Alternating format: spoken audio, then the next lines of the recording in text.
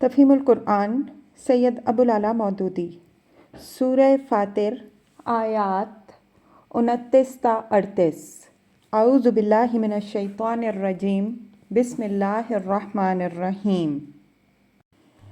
ان الذین یتلون کتاب اللہ، جو لوگ کتاب اللہ کی تلاوت کرتے ہیں، واقاموا الصلاۃ اور نماز قائم کرتے ہیں، وانفقوا مما رزقناہم سرا وعلانیہ اور جو کچھ ہم نے انہیں رزق دیا ہے اس میں سے کھلے اور چھپے خرچ کرتے ہیں، یرجون تجارۃ لن تبور، یقیناً وہ ایک ایسی تجارت کے متوقع ہیں جس میں ہرگز خسارہ نہ ہوگا۔ تفسیر۔ اہل ایمان کی اس عمل کو تجارت سے اس لیے تشبیہ دی گئی ہے کہ آدمی تجارت میں اپنا سرمایہ اور محنت و قابلیت اس امید پر صرف کرتا ہے کہ نہ صرف اصل واپس ملے گا اور نہ صرف وقت اور محنت کی اجرت ملے گی بلکہ کچھ مزید منافع بھی حاصل ہوگا۔ اسی طرح ایک مومن بھی خدا کی فرمانبرداری میں، اس کی بندگی و عبادت میں اور اس کے دین کی خاطر جد و جہد میں اپنا مال، اپنے اوقات، اپنی محنتیں اور قابلیتیں اس امید پر کھپا دیتا ہے کہ نہ صرف ان سب کا پورا اجر ملے گا بلکہ اللہ اپنے فضل سے مزید بہت کچھ عنایت فرمائے گا۔ مگر دونوں تجارتوں میں فرق، اور بہت بڑا فرق اس بنا پر ہے کہ دنیاوی تجارت میں محض نفع ہی کی امید نہیں ہوتی، گھاٹے اور دیوالیے تک کا خطرہ بھی ہوتا ہے، بخلاف اس کے جو تجارت ایک مخلص بندہ اپنے خدا کے ساتھ کرتا ہے، اس میں کسی خسارے کا اندیشہ نہیں۔ لِيُوَفِّيَهُمْ أُجُورَهُمْ وَيَزِيدَهُمْ مِنْ فَضْلِهِ، اس تجارت میں انہوں نے اپنا سب کچھ اس لیے کھپا دیا تاکہ اللہ ان کے اجر پورے کے پورے ان کو دے اور مزید اپنے فضل سے ان کو اور عطا فرمائے۔ اِنَّهُ غَفُورٌ شَکُور، بے شک اللہ بخشنے والا قدردان ہے۔ تفسیر۔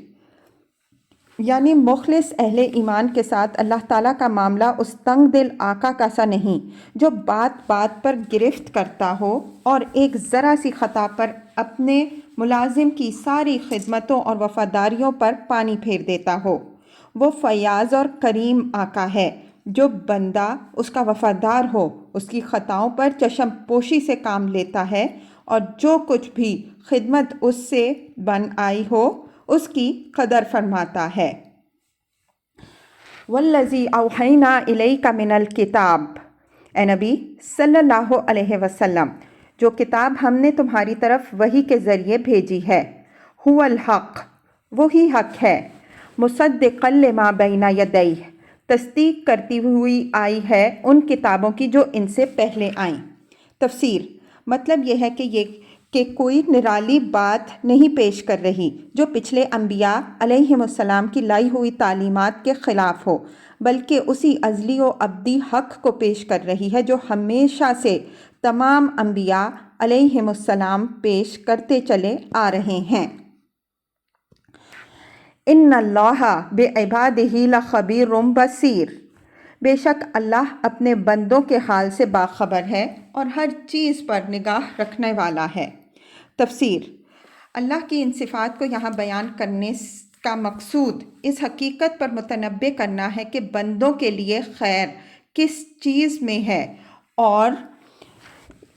ان کی ہدایت و رہنمائی کے لیے کیا اصول موزوں ہیں اور کون سے ضابطے ٹھیک ان کی مصلحت کے مطابق ہیں۔ ان امور کو اللہ کے سوا کوئی نہیں جان سکتا کیونکہ بندوں کی فطرت اور اس کے تقاضوں سے وہی باخبر ہے اور ان کے حقیقی مصالح پر وہی نگاہ رکھتا ہے۔ بندے خود اپنے آپ کو اتنا نہیں جانتے جتنا ان کا خالق ان کو جانتا ہے، اسی لیے حق وہی ہے اور وہی ہو سکتا ہے جو اس نے وحی کے ذریعے سے بتا دیا۔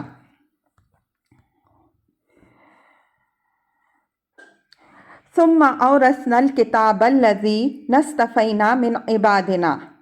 پھر ہم نے اس کتاب کا وارث بنا دیا ان لوگوں کو جنہیں ہم نے اس وراثت کے لیے اپنے بندوں میں سے چن لیا۔ تفسیر۔ مراد ہے مسلمان جو پوری نوع انسانی میں سے چھانٹ کر نکالے گئے ہیں تاکہ وہ کتاب اللہ کے وارث ہوں اور محمد صلی اللہ علیہ وسلم کے بعد اسے لے کر اٹھیں۔ اگرچہ کتاب پیش تو کی گئی ہے سارے انسانوں کے سامنے، مگر جنہوں نے آگے بڑھ کر اسے قبول کر لیا وہی اس شرف کے لیے منتخب کر لیے گئے کہ قرآن جیسی کتاب عظیم کے وارث اور محمد عربی صلی اللہ علیہ وسلم جیسے رسول عظیم کی تعلیم و ہدایات کے امین بنے۔ فَمِنْهُمْ ظَالِمٌ لِنَفْسِهِ، اب کوئی تو ان میں سے اپنے نفس پر ظلم کرنے والا ہے، وَمِنْهُمْ مُقْتَصِدٌ، اور کوئی بیچ کی راس ہے، وَمِنْهُمْ سَابِقٌ بِالْخَيْرَاتِ بِإِذْنِ اللَّهِ، اور کوئی اللہ کے اذن سے نیکیوں میں سبقت لے جانے والا ہے۔ ذَلِكَ هُوَ الْفَضْلُ الْكَبِيرُ، یہی بہت بڑا فضل ہے۔ تفسیر، یعنی یہ مسلمان سب کے سب ایک ہی طرح کے نہیں ہیں بلکہ یہ 3 طبقوں میں تقسیم ہو گئے ہیں۔ نمبر 1، اپنے نفس پر ظلم کرنے والے، یہ وہ لوگ ہیں جو قرآن کو سچے دل سے اللہ کی کتاب اور محمد صلی اللہ علیہ وسلم کو ایمانداری کے ساتھ اللہ کا رسول تو مانتے ہیں مگر عملاً کتاب اللہ اور سنت رسول اللہ صلی اللہ علیہ وسلم کی پیروی کا حق ادا نہیں کرتے۔ مومن ہیں مگر گناہ گار ہیں، مجرم ہیں مگر باغی نہیں ہیں، ضعیف الایمان ہیں مگر منافق اور دل و دماغ سے کافر نہیں ہیں۔ اسی لیے ان کو ظالم لنفسہ ہونے کے باوجود وارثین کتاب میں داخل اور خدا کے چنے ہوئے بندوں میں شامل کیا گیا ہے، ورنہ ظاہر ہے کہ باغیوں اور منافقوں اور قلب و ذہن کے کافروں پر ان اوصاف کا اطلاق نہیں ہو سکتا۔ تینوں درجات میں سے اس درجے کے اہل ایمان کا ذکر سب سے پہلے اس لیے کیا گیا ہے کہ تعداد کے لحاظ سے امت میں کثرت انہی کی ہے۔ نمبر 2، بیچ کی راس، یہ وہ لوگ ہیں جو اس وراثت کا حق کم و بیش ادا تو کرتے ہیں مگر پوری طرح نہیں کرتے، فرما بردار بھی ہیں اور خطا کار بھی۔ اپنے نفس کو بالکل بے لگام تو انہوں نے نہیں چھوڑ دیا ہے بلکہ اسے خدا کا مطیع بنانے کی اپنی حد تک کوشش کرتے ہیں، لیکن کبھی یہ اس کی باگیں ڈھیلی بھی چھوڑ دیتے ہیں اور گناہوں میں مبتلا ہو جاتے ہیں۔ اس طرح ان کی زندگی اچھے اور برے دونوں طرح کے اعمال کا مجموعہ بن جاتی ہے۔ یہ تعداد میں پہلے گروہ سے کم اور تیسرے گروہ سے زیادہ ہیں، اس لیے ان کو دوسرے نمبر پر رکھا گیا۔ نمبر 3، نیکیوں میں سبقت کرنے والے، یہ وارثین کتاب میں صف اول کے لوگ ہیں، یہی دراصل اس وراثت کا حق ادا کرنے والے ہیں۔ یہ اتباع کتاب و سنت میں بھی پیش ہیں، خدا کا پیغام اس کے بندوں تک پہنچانے میں بھی پیش، دین حق کی خاطر قربانیاں کرنے میں بھی پیش اور بھلائی کے ہر کام میں پیش۔ یہ دانستہ معصیت کرنے والے نہیں ہیں اور نہ دانستہ کوئی گناہ سرزد ہو جائے تو اس پر متنبہ ہوتے ہی ان کی پیشانیاں شرم سے عرق آلود ہو جاتی ہیں۔ ان کی تعداد امت میں پہلے دونوں گروہوں سے کم ہے اور اس لیے ان کا آخر میں ذکر کیا گیا ہے، اگرچہ وراثت کا حق ادا کرنے کے معاملے میں ان کو اولیت کا شرف حاصل ہے۔ یہی بہت بڑا فضل ہے۔ اس فقرے کا تعلق اگر قریب ترین فقرے سے مانا جائے تو اس کا مطلب یہ ہوگا کہ نیکیوں میں سبقت کرنا ہی بڑا فضل ہے، اور جو لوگ ایسے ہیں وہ امت مسلمہ میں سب سے افضل ہیں۔ اور اس فقرے کا تعلق پہلے فقرے سے مانا جائے تو مطلب یہ ہوگا کہ کتاب اللہ کا وارث ہونا اور اس وراثت کے لیے چن لیا جانا بڑا فضل ہے، اور خدا کے تمام بندوں میں وہ بندے سب سے افضل ہیں جو قرآن اور محمد صلی اللہ علیہ وسلم پر ایمان لا کر اس انتخاب میں کامیاب ہو گئے ہیں۔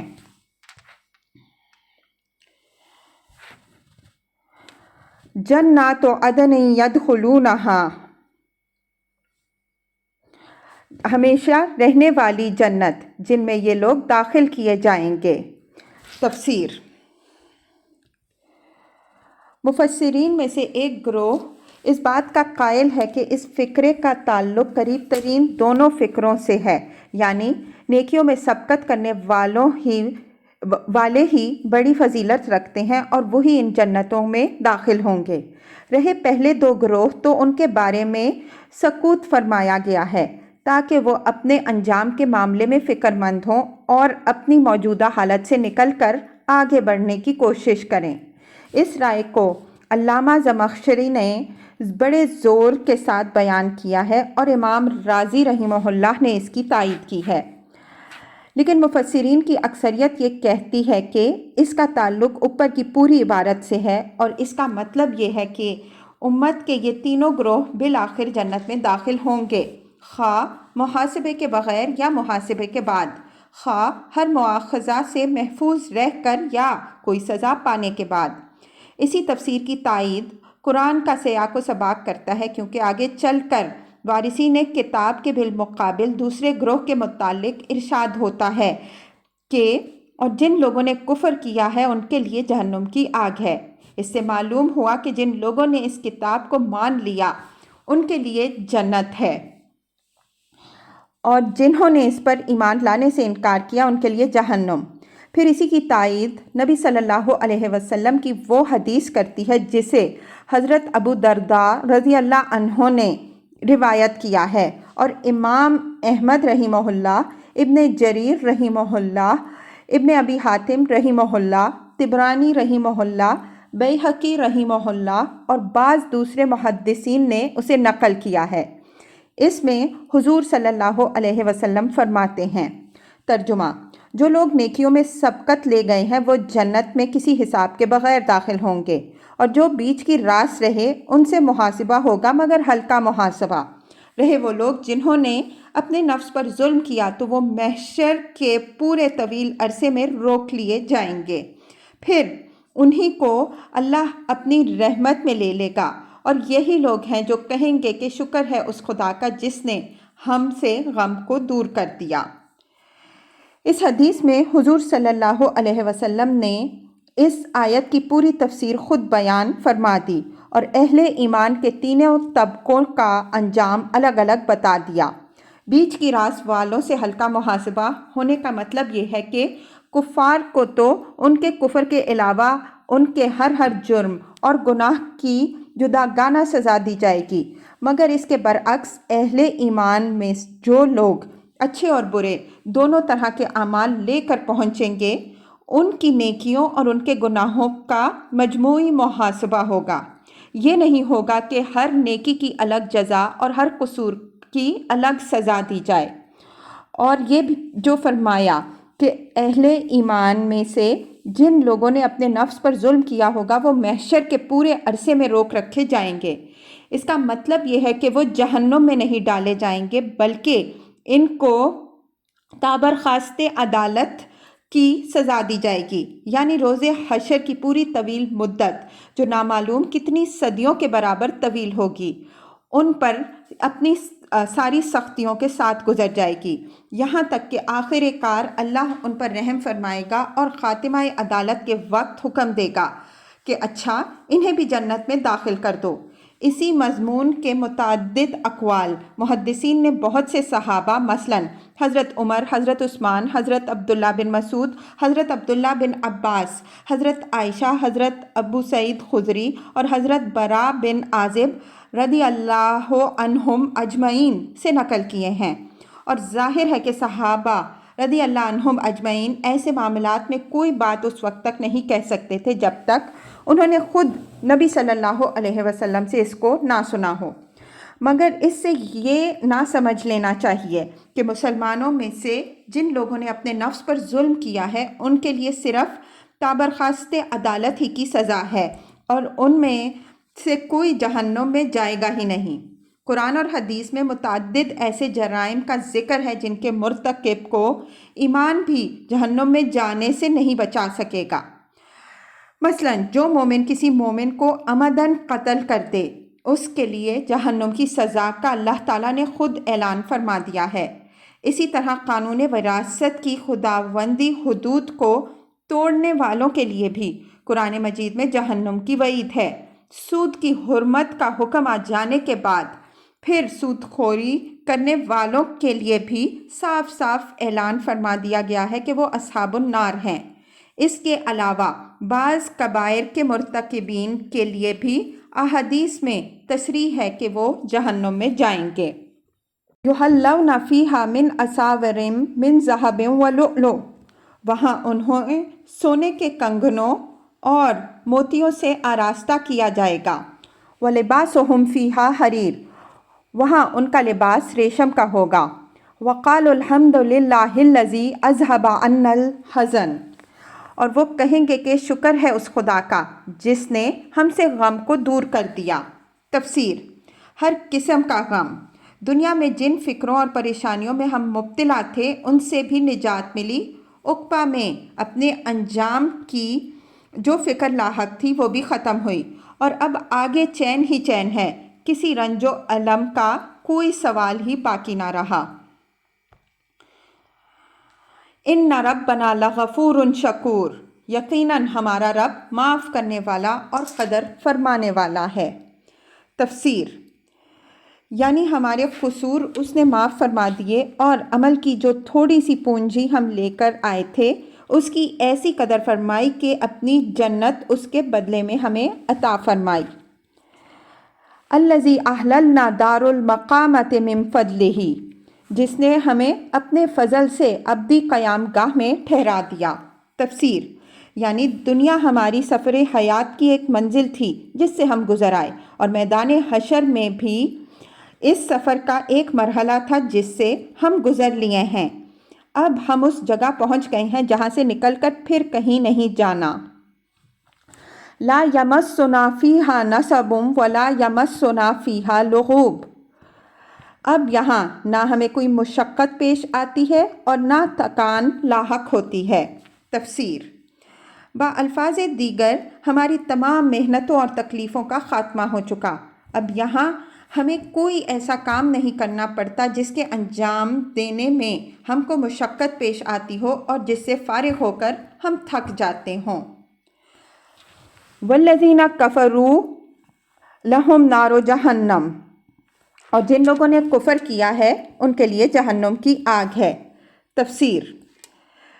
یعنی اس کتاب کو ماننے سے انکار کر دیا جو اللہ تعالیٰ نے محمد صلی اللہ علیہ وسلم پر نازل فرمائی ہے۔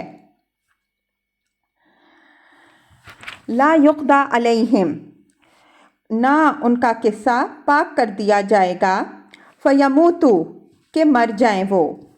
ولا یخفف عنہم من عذابہا، اور نہ ان کے لیے جہنم کے عذاب میں کوئی کمی کی جائے گی۔ کذالک نجزی کل کفور، اس طرح ہم بدلہ دیتے ہیں ہر اس شخص کو جو کفر کرنے والا ہو۔ وہم یصطرخون فیہا، وہ وہاں چیخ چیخ کر کہیں گے، ربنا اخرجنا نعمل صالحا غیر الذی کنا نعمل، اے ہمارے رب ہمیں یہاں سے نکال لے تاکہ ہم نیک عمل کریں ان اعمال سے مختلف جو ہم کرتے رہے۔ اولم نعمرکم ما یتذکر فیہ من تذکر وجاءکم النذیر، انہیں جواب دیا جائے گا، کیا ہم نے تم کو اتنی عمر نہ دی تھی جس میں کوئی سبق لینا چاہتا تو سبق لے سکتا تھا، اور تمہارے پاس متنبع کرنے والا آ بھی چکا تھا۔ تفسیر: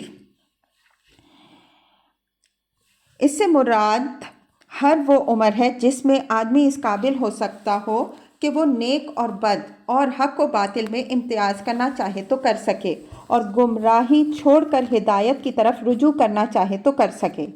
اس عمر کو پہنچنے سے پہلے اگر کوئی شخص مر چکا ہو تو اس آیت کی روح سے اس پر کوئی مواخذہ نہ ہوگا، البتہ جو اس عمر کو پہنچ چکا ہو وہ اپنے عمل کے لیے لازماً جواب دہ قرار پائے گا، اور پھر اس عمر کے شروع ہو جانے کے بعد جتنی مدت بھی وہ زندہ رہے گا اور سنبھل کر راہ راست پر آنے کے لیے جتنے مواقع بھی اسے ملتے چلے جائیں گے اتنی ہی اس کی ذمہ داری شدید تر ہوتی چلی جائے گی، یہاں تک کہ جو شخص بڑھاپے کو پہنچ کر بھی سیدھا نہ ہو اس کے لیے کسی عذر کی گنجائش باقی نہ رہے گی۔ یہی بات ہے جو ایک حدیث میں حضرت ابو ہریرہ رضی اللہ عنہ اور حضرت سہل بن سعد ساعدی رضی اللہ عنہ نے نبی صلی اللہ علیہ وسلم سے نقل فرمائی ہے کہ جو شخص کم عمر پائے اس کے لیے تو عذر کا موقع ہے، مگر 60 سال اور اس سے اوپر عمر پانے والے کے لیے کوئی عذر نہیں ہے۔ بخاری، احمد، نسائی، ابن جریر اور ابن ابی حاتم وغیرہ۔ ان اللہ عالم غیب السماوات والارض، بے شک اللہ آسمانوں اور زمین کی ہر پوشیدہ چیز سے واقف ہے۔ انہ علیم بذات الصدور، وہ تو سینوں کے چھپے ہوئے راز تک جانتا ہے۔